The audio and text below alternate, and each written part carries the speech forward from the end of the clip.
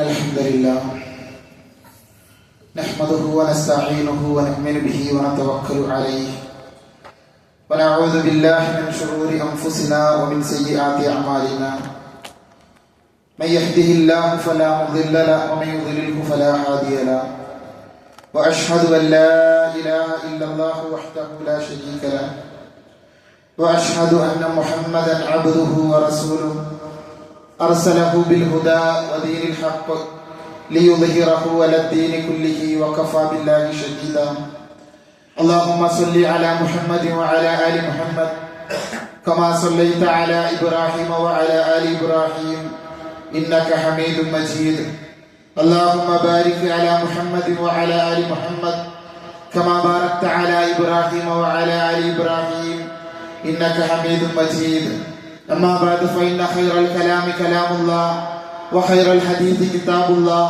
وخير الهدي هدي محمد صلى الله عليه وسلم وشر الأمور محدثاتها وكل محدثة بدعة وكل بدعة ضلالة وكل ضلالة في النار أعوذ بالله من الشيطان الرجيم بسم الله الرحمن الرحيم يا أيها الذين آمنوا اتقوا الله حق تقاته ولا تموتن إلا وأنتم مسلمون بسم الله الرحمن الرحيم يا أيها الناس اتقوا ربكم الذي خلقكم من نفس واحدة وخلق منها زوجها وبث منهما رجالا كثيرا ونساء واتقوا الله الذي تساءلون به والأرحام إن الله كان عليكم رقيبا بسم الله الرحمن الرحيم يا أيها الذين آمنوا اتقوا الله وقولوا قولا سديدا يصلح لكم أعمالكم ويغفر لكم ذنوبكم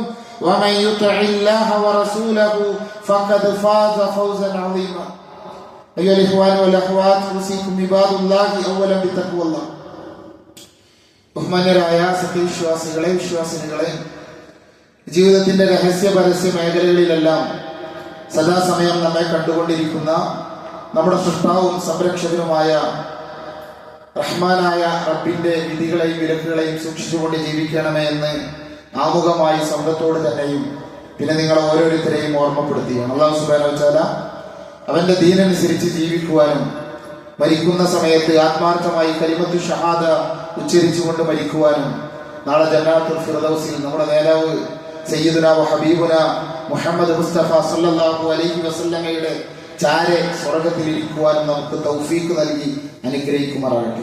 പരിശുദ്ധ റമദാനിൽ നമ്മൾ നേടിയ പുണ്യങ്ങൾ അല്ലാഹു സുബ്ഹാനഹു വ തആല നിലനിർത്തി തരികയും അതെല്ലാം അതിന്റെ ന്യൂനതകളെല്ലാം വിട്ടുപുറത്ത് മാപ്പാക്കി തന്നുകൊണ്ട് അതെല്ലാം സ്വാലിഹായ സൽക്കർമ്മമായി നമ്മിൽ നിന്ന് സ്വീകരിക്കുകയും ചെയ്യുമാറാകട്ടെ. മഹാനായ അല്ലാഹു സുബ്ഹാനഹു വ തആല അല്ലാഹുവിന്റെ കാരുണ്യത്തെ തിരിച്ചറിയുക എന്നുള്ളത് ഒരു മുസ്ലിമായ മനുഷ്യനെ സംബന്ധിച്ചിടത്തോളം ഏറ്റവും പ്രധാനപ്പെട്ട കാര്യമാണ്. അല്ലാഹുവിന്റെ കാരുണ്യം എല്ലാത്തിനേക്കാളും വിശാലമാണ്. ഉമർ ഖത്താബ് റളിയല്ലാഹു അൻഹു നിവേദനം ചെയ്ത ഒരു ഹദീസിൽ കാണാം, ഒരിക്കല് റസൂലുള്ളാഹി സ്വല്ലല്ലാഹു അലൈഹി വസല്ലമയുടെ മുമ്പിൽ യുദ്ധ തടവുകാരായ കുറച്ച് ആൾക്കാരെ കൊണ്ടുവന്നു. യുദ്ധ തടവുകാരാണ്. അതിലൊരു പെൺകുട്ടിയും ഒരു പെണ്ണുണ്ട്. ആ പെണ്ണിങ്ങനെ ഓടി നടന്ന് നോക്കുകയാണ്. ആ പെണ്ണിന്റെ കുട്ടിയെ കാണാനില്ല.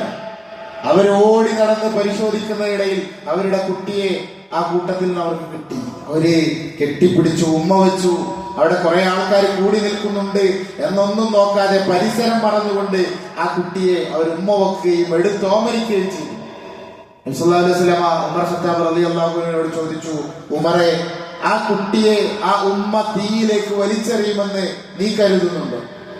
ഉമർ ഖത്താബ് റളിയല്ലാഹു അൻഹു പറഞ്ഞു, റസൂലേ, ഒരിക്കലും വലിച്ചെറിയില്ല.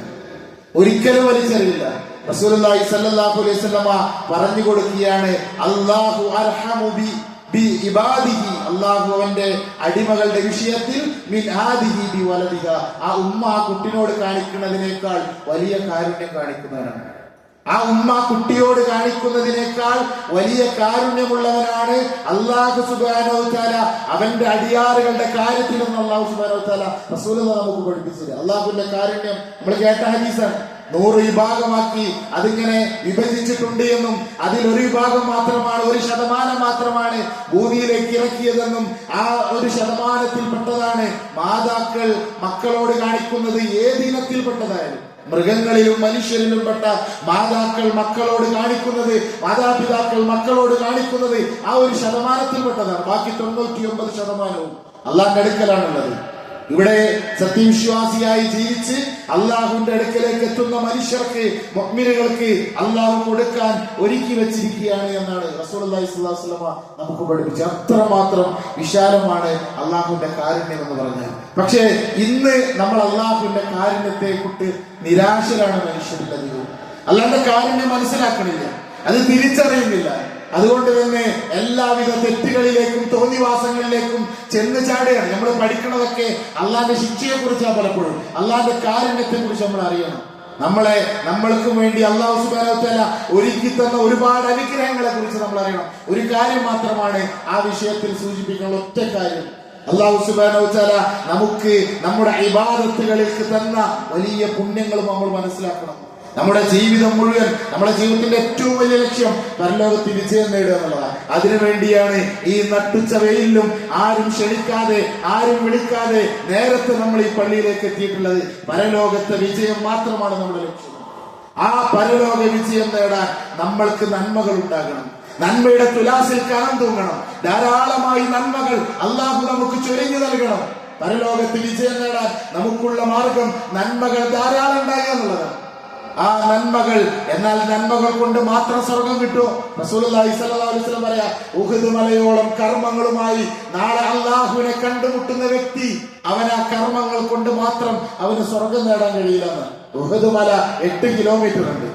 ആ 8 കിലോമീറ്ററുള്ള ഉഹുദ് മലയോളം നന്മകളുമായി ഒരാൾ അള്ളാഹുവിനെ കണ്ടുമുട്ടിയാൽ ആ കർമ്മങ്ങൾ കൊണ്ട് മാത്രം അവന് സ്വർഗം നേടാൻ കഴിയില്ല. റസൂൽ പഠിപ്പിച്ചത് എന്താ കാരണം? അള്ളാഹു അത്രമാത്രം കാരുണ്യം നമുക്ക് ചെയ്തു തന്നിട്ടുണ്ട്. നമ്മുടെ അവയവങ്ങളിൽ, നമ്മുടെ ജീവിതത്തിന്റെ ഓരോ ഘട്ടങ്ങളിലും അള്ളാഹ് ചെയ്തു തന്നതിന് പകരമായി നമുക്കൊരിക്കലും നമ്മുടെ കർമ്മങ്ങൾ കൊണ്ട് പകരം കൊടുക്കാൻ സാധ്യല്ല. പിന്നെ എങ്ങനെ സ്വർഗത്തിൽ പോവാ?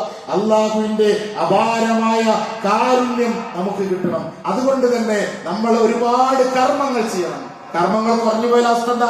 ഉഹുദ് മലന്റെ കർമ്മമായിട്ട് ചെന്ന ഒരു മനുഷ്യന്റെ അവസ്ഥ നമ്മൾ പറഞ്ഞു. അപ്പൊ കർമ്മങ്ങൾ പറ്റ കുറഞ്ഞു പോയാലോ, ഒന്നുമില്ലാതായാലോ? അതുകൊണ്ട് കർമ്മങ്ങൾ ധാരാളം ഉണ്ടാകണം.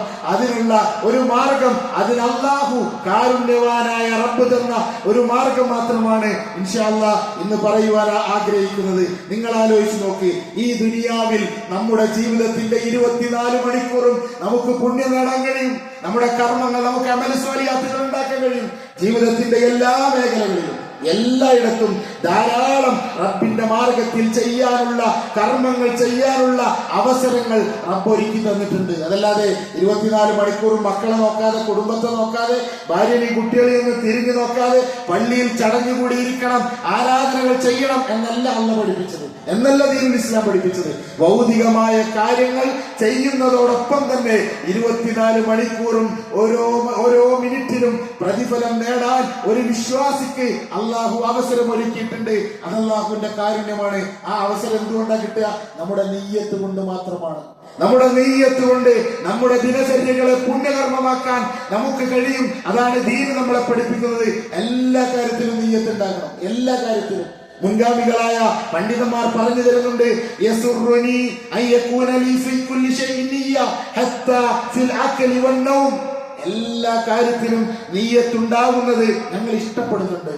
ഹത്താ ഫിൽ അക്ലി വൻ നൗം, ഉറങ്ങുന്നതിലും ഭക്ഷണം കഴിക്കുന്നതിലും എല്ലാ കാര്യത്തിലും നിയ്യത്തുണ്ടായ അതുണ്ടാകണമെന്ന് ഞങ്ങൾ ആഗ്രഹിക്കുന്നു. അതായത് നമ്മുടെ ദിനചര്യകൾ കൊണ്ട് വലിയ പ്രതിഫലം നേടാൻ നമുക്ക് കഴിയും നിയ്യത്തുണ്ടെങ്കിൽ. ഇനി നിയ്യത്തില്ലെങ്കിലോ നമ്മൾ ഇന്ന് നമസ്കരിച്ച സുബഹിയും ഇനി നമസ്കരിക്കാൻ പോകുന്ന ജുമഅയും ഇനി നമസ്കരിക്കാനിരിക്കുന്ന അസറും അല്ലാഹു ആയുസ് തന്നാൽ നമ്മൾ ചെയ്യാനിരിക്കുന്ന ഇബാദത്തുകളും നിയ്യത്തില്ലെങ്കിൽ വെറും കർമ്മമായി പോകും, വെറും പ്രതിഫലമില്ലാത്ത കർമ്മങ്ങളായി പോകും. ഒട്ടുമിക്ക ഹദീസ് ഗ്രന്ഥത്തിന്റെയും ഒന്നാമത്തെ ഹദീസ് ഇന്നമൽ അഅമാലു ബിന്നിയാത്ത്, സൽക്കർമ്മങ്ങൾക്കുള്ള പ്രതിഫലം നിയ്യത്ത്. അല്ലാഹു സുബ്ഹാനഹു വ തആല കർമ്മങ്ങൾ സ്വീകരിക്കുന്നത് നിയ്യത്തിന്റെ അടിസ്ഥാനത്തിലാണ്. ഈ ഹദീസിന്റെ വ്യാഖ്യാനത്തിൽ പണ്ഡിതന്മാർ പറഞ്ഞു തരുന്ന ഒരു കാര്യം, ഇബാദാത്തു അഹ്ലുൽ ഒഫ്ല, ഒഫ്ലത്തിലായ ഇബാദത്ത്, അശ്രദ്ധമായി ചെയ്യുന്ന ഇബാദത്ത് അവരുടെ ഇബാദത്തുകൾ ആദാത്തുകളായി മാറും, ദിനചര്യകളായി മാറും. ഗഫ്ലത്തിലാണ്, അശ്രദ്ധയിലാണ് ഇവിടെ പള്ളിയിൽ വന്നിരുന്നത്. എല്ലാ വെള്ളിയാഴ്ചയും പോണതാണ്, ഈ വെള്ളിയാഴ്ച പോവുക, അത് പോയിട്ടില്ല, ആൾക്കാർ മോശമെന്ന് വിചാരിക്കും. ആ ഒരു ഗഫ്ലത്തിലാ പള്ളിയിൽ വന്നത്. നെയ്യത്തുണ്ടായിട്ടില്ല, പള്ളിയിലേക്ക് ചെല്ലണം. ജീവിതത്തിൽ അതെന്റെ റബ്ബ് പഠിപ്പിച്ചതാണ്, എന്റെ റസൂല് പഠിപ്പിച്ചതാണ്. അവിടെ കേൾക്കുന്ന ഉപദേശങ്ങൾ എന്റെ ജീവിതത്തിലേക്ക് വെളിച്ചമാകണം. ആ നെയ്യത്തൊന്നുമില്ല. പള്ളിക്ക് എല്ലാ വെള്ളിയാഴ്ച വരുന്നുണ്ട്, ഈ വെള്ളിയാഴ്ച പോകണം, മുസ്ലിം സൊസൈറ്റിയിൽ അംഗമാണല്ലോ, അതുകൊണ്ട് വെള്ളിയാഴ്ച പള്ളിയിൽ പോകണം, അതുകൊണ്ട് മാത്രം പള്ളിയിലേക്ക് വന്നു. ഓഫ്ലത്തിൽ അശ്രദ്ധയിൽ ഇബാദത്ത് ചെയ്ത മനുഷ്യർ ആ ഇബാദത്തുകൾ ദിനചര്യകളായി മാറുമെന്ന് പഠിപ്പിക്കുന്നത് പണ്ഡിതന്മാരാണ്. ആ ദിനചര്യകളായി മാറും. നിസ്കാരം ഏതുപോലെ, നമ്മളെ ഭക്ഷണം കഴിക്കൽ പോലെ, ബാത്റൂമിൽ പോണ പോലെ, കുളി പോലെ നമ്മുടെ ആദാത്തുകളായി നമ്മുടെ ഇബാദത്തുകൾ മാറുമെന്ന് പണ്ഡിതന്മാർ പറഞ്ഞുതരിക. എന്നിട്ട് വീണ്ടും പണ്ഡിതന്മാർ പറഞ്ഞുതരിക, എന്നാൽ ആദാത്തുകൾ, ദിനചര്യകൾ, ആ ദിനചര്യകൾ നമുക്ക് ഇബാദത്തുകളാക്കാൻ കഴിയും നമുക്ക് നീയത്തുണ്ടെങ്കിൽ എന്നാണ്. നമുക്ക് ദിനചര്യകൾ പോലും ഇബാദത്താക്കി മാറ്റാൻ കഴിയും. ഇന്ന് നേരം പുലർന്നത് മുതൽ ഇതുവരെ നാം ചെയ്ത കാര്യങ്ങൾ നമുക്ക് ഇബാദത്താക്കി മാറ്റാൻ കഴിയും നീയത്തുണ്ടെങ്കിൽ. ഇനി ഈ നീയത്തില്ലെങ്കിലോ ഇന്ന് നമ്മൾ നമസ്കരിച്ച സുബഹി വെറുതെയാണ്, ഇന്ന് നമ്മൾ ഓതിയ ഖുർആൻ പാരായണം വെറുതെയാണ്. അതുകൊണ്ട് നീയത്ത് എപ്പോഴും നമ്മുടെ മനസ്സിലുണ്ടാകണം എന്നുള്ളതാണ് ഓർമ്മപ്പെടുത്താനുള്ളത്. ഓരോ കാര്യവും നമുക്ക് പരിശോധിച്ചു നോക്കാം. നമ്മളെല്ലാത്തിനും വലതിന് മുന്തിക്കുന്നവരാ. വലത് കൈ കൊണ്ട് വസ്ത്രം ധരിച്ചാൽ, വലതു ഭാഗത്തു നിന്ന് വസ്ത്രം ധരിക്കുന്നത് ആരംഭിച്ചാൽ, വലതു കാലിൽ ചെരുപ്പ് ധരിച്ചാൽ, വലതു ഭാഗത്തേക്ക് മുടി ചെയ്യാൽ, വലതു കൈ കൊണ്ട് ഭക്ഷണം കഴിച്ചാൽ എല്ലാത്തിനും പുണ്യമുണ്ടെന്ന് സയ്യിദുനാ വ ഹബീബുനാ മുഹമ്മദ് മുസ്തഫ സല്ലല്ലാഹു അലൈഹി വസല്ലമ നമുക്ക് പഠിപ്പിച്ചതാണ്. പക്ഷേ നമ്മൾ ഇതെല്ലാം ചെയ്തിട്ടുണ്ട്. ഇന്ന് നമ്മൾ വലതു ഭാഗം കൊണ്ടാണ് ഇന്ന് വസ്ത്രം ധരിച്ചത്, വലതു കാലിലാണ് നമ്മൾ ചെരുപ്പ് ധരിച്ചത്, വലതു കൈ കൊണ്ടാണ് വെള്ളം കുടിച്ചത്. പക്ഷേ പ്രതിഫലമില്ല. എന്ത്? അവിടെ നെയ്യത്തുണ്ടായില്ല. എന്റെ റബ്ബ് പറഞ്ഞിട്ട്, എന്റെ റസൂല് പഠിപ്പിച്ചിട്ട് എന്നുള്ള നീയത്തുണ്ടായില്ല. ആയിഷ റളിയല്ലാഹു അൻഹ പറഞ്ഞുതരാ, റസൂലുള്ളാഹിനെ കുറിച്ച് കാന യുഹിബ്ബു തയമ്മുൻ, റസൂലുള്ളാഹി സ്വല്ലല്ലാഹു അലൈഹി വസല്ലമ വലത്തേതിനെ മുന്തിക്കും. മസ്തതാ ഫീ ശൈനിഹി കുല്ലിഹി, കഴിയുന്ന എല്ലാ കാര്യങ്ങളിലും വലത്തേതിനെ മുന്തിക്കും. ഫീ തുഹൂരിഹിം, അദ്ദേഹം ശുദ്ധിയാക്കുന്ന വിഷയത്തിൽ, അതുപോലെ തന്നെ വതനഹുലിഹി, ചെരുപ്പ് ധരിക്കുന്ന വിഷയത്തിൽ, മുടി ചീകുന്ന വിഷയത്തിൽ, വസ്ത്രം ധരിക്കുന്ന വിഷയത്തിൽ എല്ലാത്തിനെയും വലത്തേതിനെ മുന്തിക്കും. അല്ലെ? നമ്മളും ഇന്നതൊക്കെ ചെയ്തിട്ടുണ്ട്. പക്ഷെ മനസ്സിലുണ്ടോന്ന് ആലോചിക്കും.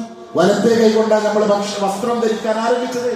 വലതുകാലാണ് നമ്മൾ ആദ്യം പാന്റ് ധരിച്ചത്, വലതുകാലിലാണ് നമ്മൾ ആദ്യം ചെരുപ്പ് ധരിച്ചത്, വലതുകാലി വെച്ചാൽ നമ്മൾ പള്ളിയിലേക്ക് കയറിയത്.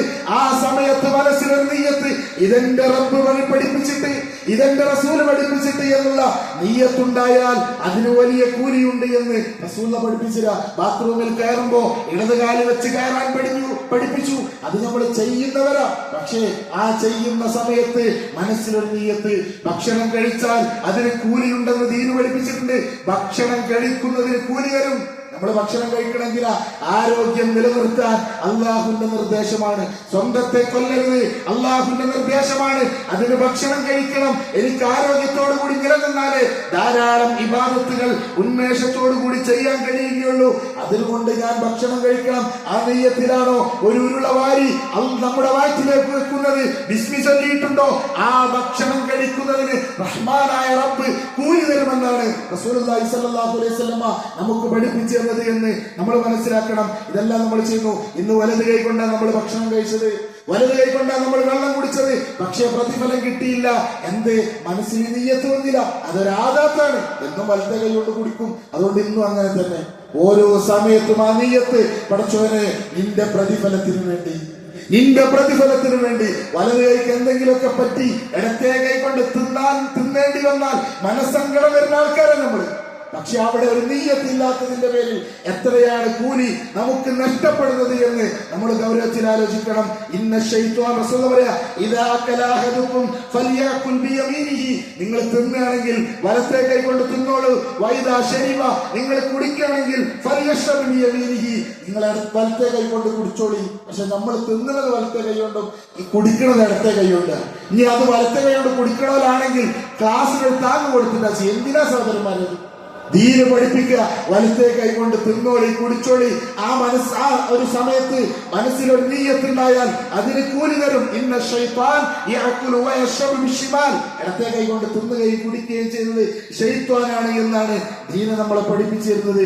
അതുകൊണ്ട് വലത്തെ കൈ കൊണ്ട് നമ്മൾ തിന്നണം, പക്ഷെ നീയത്തുണ്ടാകണം. വസ്ത്രം വൃത്തിയാക്കുന്ന ആൾക്കാരാണ് നമ്മളെല്ലാവരും. എല്ലാ മനുഷ്യരും വസ്ത്രം വൃത്തിയാക്കും. പക്ഷേ അള്ളാഹുവിന്റെ കൽപ്പന എന്താ? വസിയാബക ഫതഹിർ. നിങ്ങൾ നിങ്ങളുടെ വസ്ത്രങ്ങൾ വൃത്തിയാക്കണം. നമ്മുടെ സഹോദരിമാർ രാവിലെ മുതൽ അലക്കുന്ന ആളുകളാണ്, ഒരുപാട് കഷ്ടപ്പെട്ട് അലക്കുന്ന ആളുകളാണ്. ആ അലക്കുന്ന സമയത്ത് ഇതെന്റെ റബ്ബ് പഠിപ്പിച്ചിട്ടെന്നുള്ള നീയത്തുണ്ടായാൽ ആ വസ്ത്രം അലക്കുന്നതിന് കൂലി തരുമെന്നാണ് ദീന് പഠിപ്പിക്കുന്നത്. ഉറങ്ങുന്നതിന് കൂലിയുണ്ട് എന്ന ദീന് പഠിപ്പിച്ചത് അറിയാമോ? നമുക്ക് നീയത്തുണ്ടായാൽ മതി, ഉറങ്ങണതിന് കൂലിയുണ്ട്. റസൂലുള്ളാഹി സ്വല്ലല്ലാഹു അലൈഹി വസല്ലം മുആദ് റളിയല്ലാഹു അൻഹുവിനെ വിളിച്ചു. എന്നിട്ട് ചോദിച്ചു, മുആദേ, നിന്റെ രാത്രിയിലെ ജീവിതം എങ്ങനെയാണ്? നിന്റെ രാത്രിയിലെ ജീവിതം എങ്ങനെയാണ്? മുആദ് റളിയല്ലാഹു അൻഹു പറയാ, അനാമു അവ്വലുൽ ലൈല. രാത്രിയുടെ ആദ്യ സമയത്ത് ഞാൻ നേരത്തെ ഉറങ്ങും. നമ്മളെപ്പോഴും ഉറങ്ങുക? ഇശാ നിസ്കാരം കഴിഞ്ഞ ഉടനെ റസൂലേ ഞാൻ ഉറങ്ങാൻ കിടക്കും. എന്നിട്ടോ നേരത്തെ ഉറങ്ങണ എന്തിനാ? നേരത്തെ എഴുന്നേൽക്കണം, എന്നിട്ട് എനിക്ക് തഹജ്ജുദ് നിസ്കരിക്കണം. ആ നെയ്യത്തിലാ നേരത്തെ ഉറങ്ങണത്.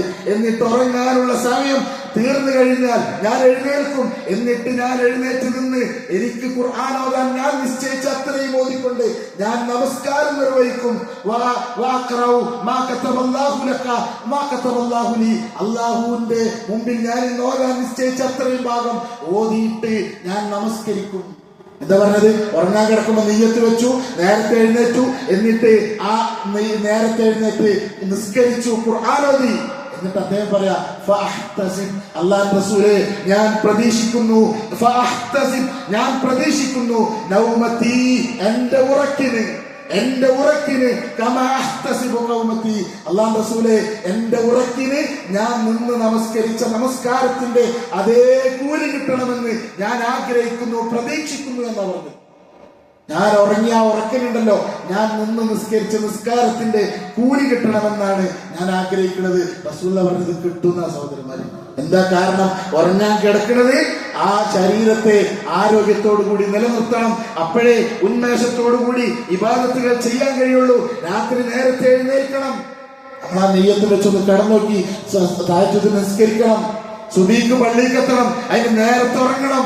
ഉറക്കം തീർന്നെനിക്ക് എണീക്കണം. ഒരു 5 റക്അത്ത്, ഒരു 7 റക്അത്ത്, ഒരു 9 അല്ലെ, അല്ലെങ്കിൽ ഒരു 11, എത്രയെങ്കിലും ഒന്ന് തഹജ്ജുദ് നിസ്കരിക്കണം. ആ ഉറക്കിന്റെ ആ നെയ്യത്തിൽ നമ്മൾ ഉറങ്ങുന്ന മണിക്കൂറുകൾക്ക് അള്ളാഹു കൂലി തരുമെന്നാണ് റസൂലുള്ളാഹി സ്വല്ലല്ലാഹു അലൈഹി വസല്ലം നമുക്ക് പഠിപ്പിച്ചിരുന്നത്. മാത്രമല്ല സഹോദരന്മാരെ, നമ്മളെല്ലാവരും ജോലി ചെയ്യുന്ന മനുഷ്യരാ, സമ്പാദിക്കുന്നവരാ, പകലന്തിയോളം കഷ്ടപ്പെട്ട് പണിയെടുക്കുന്ന ആളുകളാ. പൊരിവയിലിൽ പ്രയാസങ്ങൾ അനുഭവിക്കുന്ന ആളുകൾ നമ്മുടെ നാട്ടിലുണ്ട്. സ്വന്തം സ്വപ്നങ്ങൾ പ്രവാസത്തിന് തീറെഴുതി കൊടുത്ത് മക്കളെ വിട്ട്, ഭാര്യയെ വിട്ട്, കുടുംബത്തെ വിട്ട്, നാടിനെ വിട്ട് പ്രവാസങ്ങളിൽ ജീവിതം അർപ്പിച്ച മനുഷ്യരുണ്ട്. കടലിന്റെ ആഴങ്ങളിൽ മുങ്ങി ഊളിയിട്ട് ജോലി ചെയ്യുന്ന മനുഷ്യരുണ്ട്. ഈ അധ്വാനം മുഴുവൻ കുടുംബത്തിന് വേണ്ടിയാണ്, കുടുംബത്തിന് സമ്പാദിക്കാൻ, കുടുംബത്തിന് ആരോഗ്യപരമായ ജീവിതം കൊടുക്കാൻ.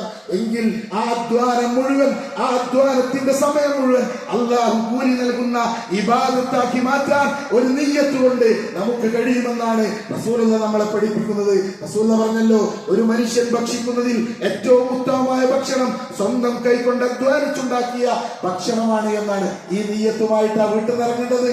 വീട്ടിൽ നിറങ്ങുമ്പോൾ നീയത്തുണ്ടാകണം. നമ്മുടെ ഭാര്യയും മക്കളെയും കുടുംബത്തെയും ഉമ്മയെയും ഉപ്പയെയും നോക്കാൻ എന്റെ റബ്ബ് പറഞ്ഞതാ. അതുകൊണ്ട് ഞാൻ രാവിലെ വീട്ടിൽ നിറങ്ങുമ്പോ ബിസ്മി ചൊല്ലി അള്ളാന്റെ നാമത്തില് വീട്ടിൽ നിറങ്ങാണ്. ആ ഇറങ്ങുന്ന സമയത്ത് മനസ്സിലൊരു നീയത്തുണ്ടായാൽ ബൈക്ക് കിക്കറടിച്ച് സ്റ്റാർട്ട് ചെയ്ത് സൈറ്റിൽ പോയി വർക്ക് ചെയ്ത് വൈകുന്നേരം വീട്ടിലേക്ക് തിരിച്ചെത്തി ആ വിയർത്തുനാറിയ വസ്ത്രം അഴിച്ചു വെക്കുന്ന സമയം വരെ റഹ്മാനായ റബ്ബ് കൂലി തരുമെന്നാണ് റസൂലുള്ളാഹി നമ്മളെ പഠിപ്പിക്കുന്നത്. ഈ കാരുണ്യവാനായ റബ്ബിനെ തിരിച്ചറിയാൻ നമ്മൾ വൈകി പോയിട്ടുണ്ട്. ഈ കാരുണ്യവാനായ റബ്ബിനെയാണ് നമ്മൾ മറന്നു കളഞ്ഞിരിക്കുന്നത് സഹോദരന്മാരെ. ഇത്രമാത്രം കാരുണ്യം നിറഞ്ഞ റബ്ബിനെ വിട്ടിട്ടാണ് ആ റബ്ബിന്റെ സൃഷ്ടികൾക്ക് മുമ്പിൽ മനുഷ്യർ സുജൂദിൽ കിടക്കുന്നത് എന്ന് നമ്മൾ തിരിച്ചറിയേണ്ടതുണ്ട്. റസൂലുള്ളാഹി പറയാ, ഇദാ അൻഫഖ റജുലു അലാ അഖിലിഹി, അതിലേറ്റവും ഉത്തമം ഒരു മനുഷ്യൻ അവന്റെ കുടുംബത്തിന് വേണ്ടി ചെലവഴിക്കുന്നതാ. അധ്വാനിച്ചുണ്ടാക്കി ഭാര്യക്കും മക്കൾക്കും കുടുംബത്തിനും ഉമ്മാക്കും ഉപ്പാക്കും വേണ്ടി ചെലവഴിച്ചു. ആ ചെലവഴിക്കുമ്പോ ഈ ഒരു നിയ്യത്തുണ്ടായാൽ ആ ചെലവഴിക്കുന്നതിനും കൂലി തരുമെന്നാണ് റസൂലുള്ളാഹി സ്വല്ലല്ലാഹു അലൈഹി വസല്ലം നമുക്ക് പഠിപ്പിച്ചു തരുന്നത്. എന്നിട്ട് റസൂൽ പറയാ, നിങ്ങൾ അത് ചെലവഴിക്കണം, യഹ്തസിബുഹ, പ്രതിഫലം ആഗ്രഹിക്കണം, വഹുവ ലഹു സദഖ, അതിന് സദഖന്റെ കൂലി തരും. വീട്ടിൽ കരി വാങ്ങിയാൽ സദഖന്റെ കൂലി കിട്ടും, വീട്ടിൽ ഭക്ഷണം വാങ്ങിയാൽ സദഖന്റെ കൂലി കിട്ടും. നിയ്യത്ത് മനസ്സിലുണ്ടായാൽ ഇതാണ് റബ്ബിന്റെ കാരുണ്യം, ഇതാണ് റബ്ബിന്റെ കാരുണ്യം. ഈ കാരുണ്യവാനായ റബ്ബിനെയാണ് സഹോദരന്മാരെ നമ്മൾ മനസ്സിലാക്കേണ്ടത്.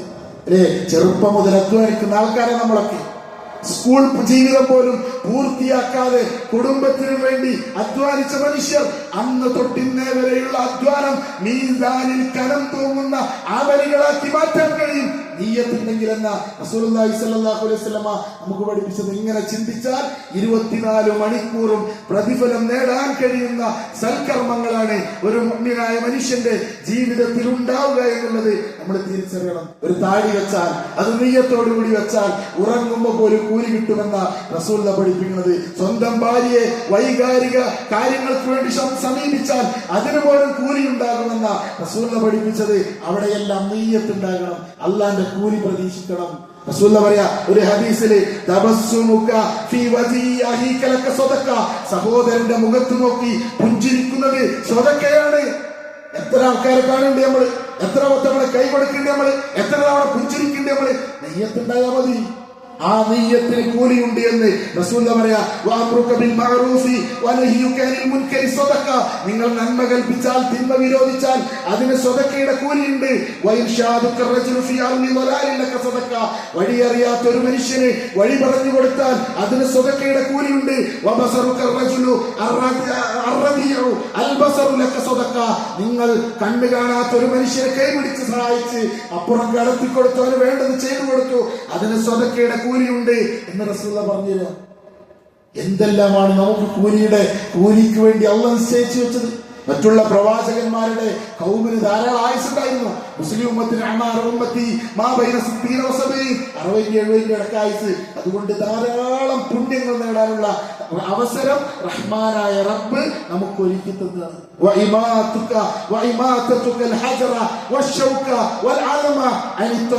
വഴിയിൽ ഒരു കല്ല് കണ്ടു, ഒരു മുള്ള് കണ്ടു, ആ നടന്നു പോകുമ്പോ കാലോണ്ട് അതൊന്ന് തോണ്ടിയിട്ടു. അപ്പൊ ഈ മനസ്സിൽ നെയ്യത്തുണ്ടായാൽ മതി.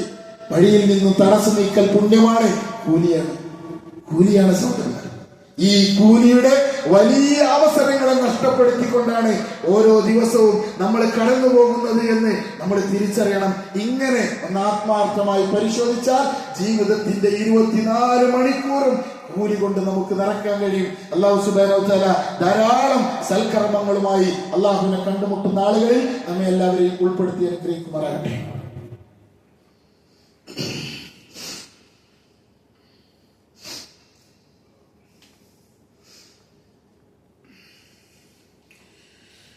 അൽഹംദുലില്ലാഹി വസ്സലാത്തു വസ്സലാമു അലാ റസൂലില്ലാഹി വഅലാ ആലിഹി വസഹ്ബിഹി അജ്മഈൻ. അമ്മാ ബഅദ്.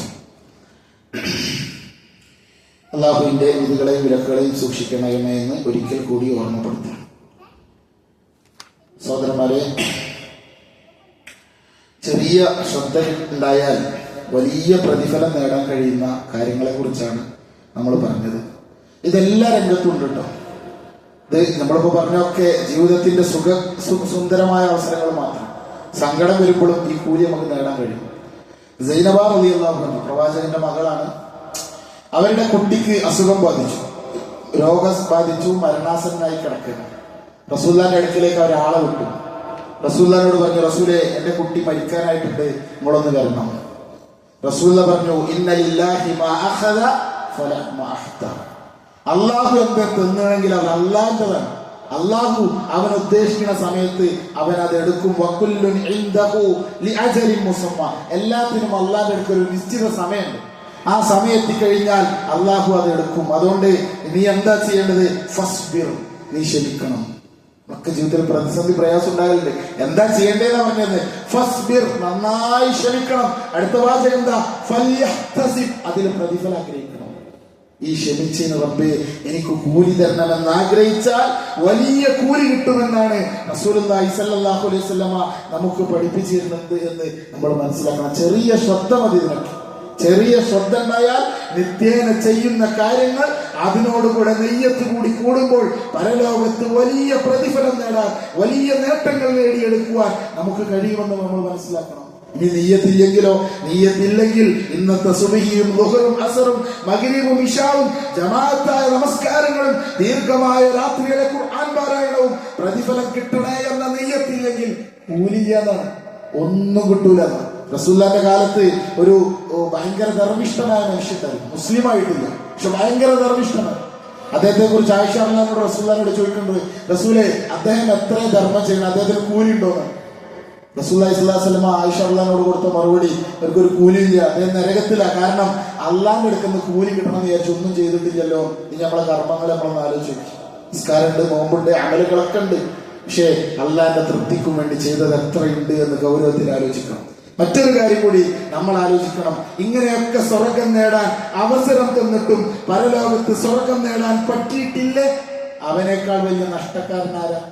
ഒരു നന്മ ചെയ്താൽ, ഒരു നന്മ ചെയ്യാൻ ആഗ്രഹിച്ചു, ഒരു കൂലി തരുന്ന, ഒരു നന്മ ചെയ്യാൻ ആഗ്രഹിച്ചു, അവൻ ചെയ്തു, 10 കൂലി കിട്ടുന്ന, ഒരു തിന്മ ചെയ്യാൻ ആഗ്രഹിച്ചു, ചെയ്തില്ല, അവന് ശിക്ഷയില്ല, ചെയ്യാത്തതിനാണ് കൂലി കൊടുക്കും. ഒരു തിന്മ ചെയ്യാൻ ആഗ്രഹിച്ചു, ആ തിന്മ അവൻ ചെയ്തു, അതിനൊരൊറ്റ ശിക്ഷയുള്ളൂ.